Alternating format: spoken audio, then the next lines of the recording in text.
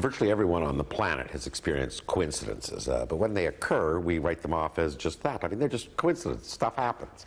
Yet you in your new book say that it's very, very important that we pay more attention to coincidences when they occur. Why? Coincidences are actually glimpses into the creative mind, if you want to call it that, of the universe, of the cosmos. Well, talk to me about coincidence in the universe.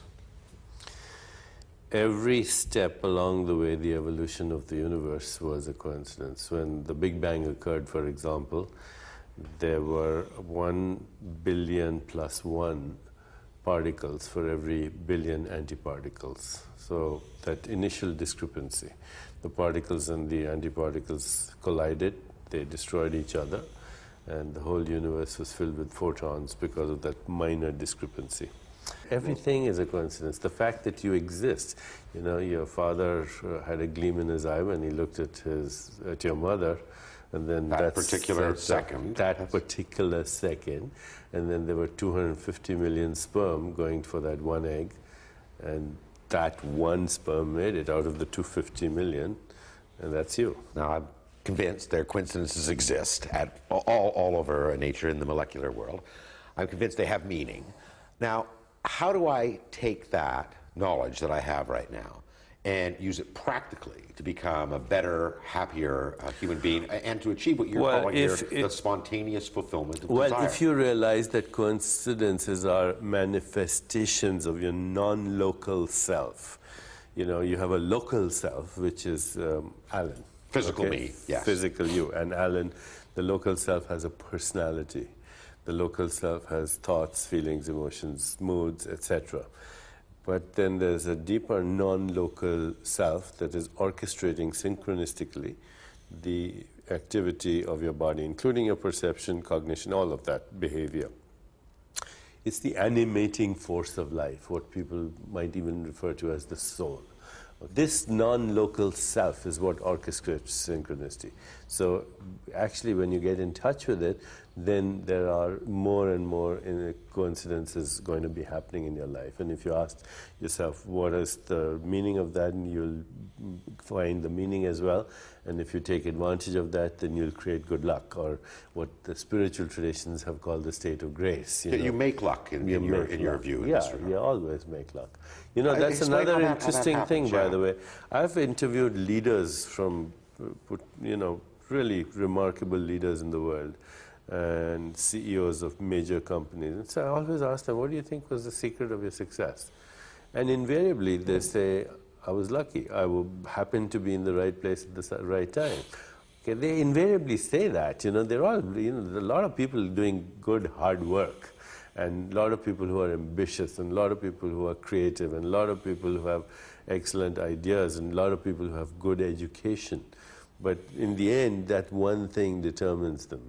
The difference between this and this is I happened to be in the right place at the right time, and I took advantage of it. In your own instance, you tell the story about an ad that kept on appearing in the Boston Globe. Yeah, it's just one story, but tell it, it's a good one. Well, I had wanted to train with one of the most famous endocrinologists in the world, who was a potential Nobel laureate, and you know, he had thousands of applicants coming to him, and he chose only 6 people. I happened to be one of them, so I thought I was in a great position in academia, till I realized that you know, everything that was done for ego gratification. There was no real interest in science, and it was all, you know, one-upmanship and who's going to publish a paper fast. So I became very disillusioned with the whole system. And even though I was in a prestigious place, in my heart I didn't feel any enthusiasm anymore. I was very frustrated, and every day I would, you know, accidentally open the local newspaper to one particular ad. It was for an emergency room physician, and no training in emergency room physician, etc. And it was totally irrelevant, really, but every time I opened any newspaper, that's what I would see, first thing. And so it kind of drew my attention all the time.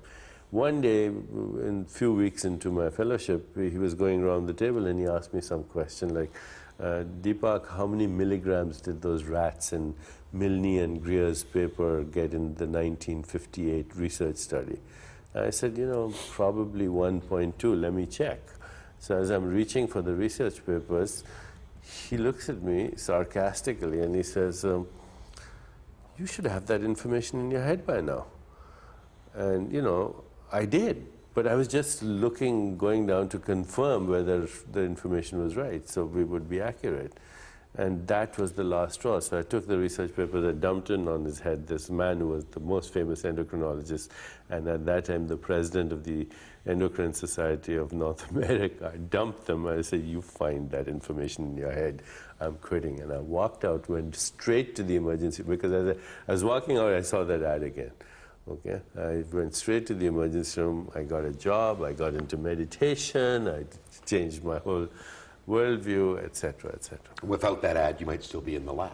We have, you know, giving rats iodine. Now, you talk about what occurs once you become more mindful to coincidences, once you open yourself to the realm of infinite possibilities. You say you arrive at synchrodestiny. It's a word that I coined. It doesn't really exist. Synchrodestiny is what they call a neologism. Hopefully it'll be in the dictionary one day, because I believe very strongly now that the synchronistic events are woven around intentions, and that they create your destiny. Now, it may be happening subconsciously and you're not aware of it, but when you become aware of it, then of course you become the choreographer, the director, the producer, and the screenwriter of that drama, which you're temporarily going through as an incarnated soul, if you will. Now, you also talk from there about the 7 principles of synchrodestiny. I do. I mean, give us a sense of what those are briefly. Well, basically, there are shifts in consciousness. You know, you have to start seeing the world as an extension of yourself, because it is. The situations, the circumstances, the events, the relationships of your life unfold as a result of your sense of self. If I'm in a constricted, fearful state of awareness, I'll find myself in those situations. So at the end of the day, you sit quietly and on the screen of your consciousness, you watch yourself and what you did during the whole day, without evaluating or judging anything. Just, you know, watch the scene go by and you as part of the scene. Because in the mere observation of yourself, without evaluation, you have insights. So this is why things like keeping a journal is important. Yeah, keeping a journal is very important, but just watching yourself. And, you know, you realize, oh, maybe that was embarrassing, what I did there, and maybe, you know, I could have done that, etc. So there's an insight in observation of yourself. You're not so reactive anymore. Most people are like bundles of conditioned reflexes that are being triggered by people and circumstance into very predictable outcomes. So by observing yourself, you become less reactive. But the more important thing with recapitulation is that you start to feel that presence of the ever-present witnessing awareness in which things come and go. You know, because what happened yesterday is already a dream. Part of this exercise is also to see ourselves in others and to understand our relationships with others more. Explain that. Well, emotionally speaking, those that you are attracted to and those that you are repelled by are indeed a mirror of yourself, in that you're attracted to people in whom you find traits that you have but you want more of. That's why you like to hang around with them, because you like that energy. And you're repelled by people in whom you find traits that you deny in yourself. That exist, nonetheless. But exist. Maybe not to the extent the other person is maybe an exaggerated expression of those traits in you. But if you're emotionally affected by that person negatively, you know, then there's a mirror there. And by asking yourself this question, what am I denying in myself, and can I accept it? You know, because everybody has both positive or negative traits. To have negative traits is not to be flawed, it's to be complete. If you had only positive traits, you would be exasperatingly boring and positive. So to have this ambiguity of the soul and be comfortable with it is a very important part of our spiritual evolution.